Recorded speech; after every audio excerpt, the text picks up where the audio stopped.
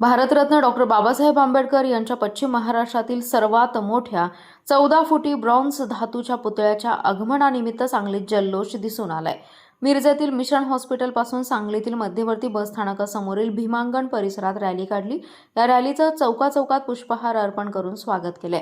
सांगलीतील बस स्थानकासमोर असणाऱ्या भीमांगण परिसरात हाच पुतळा पुढील अनेक वर्ष बाबासाहेबांचे विचार आणि आचार समाजाला देणार आहे।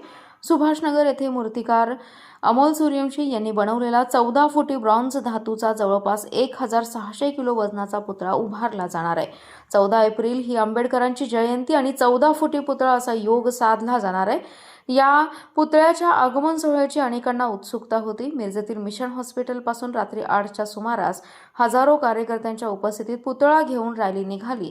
जोरदार घोषणाबाजी करत वाद्यांचा गजर करत रॅली सांगलीच्या दिशेने निघाली। विजयनगर, विश्रामबाग, मार्केट यार्ड, पुष्पराज चौक, राम मंदिर, काँग्रेस भवन, आझाद चौक मार्गे पुढे नेण्यात आला। सांगलीत येताना ठिकठिकाणी चौकात डॉक्टर आंबेडकरांच्या पुतळ्यास पुष्पहार अर्पण करून स्वागत झालं।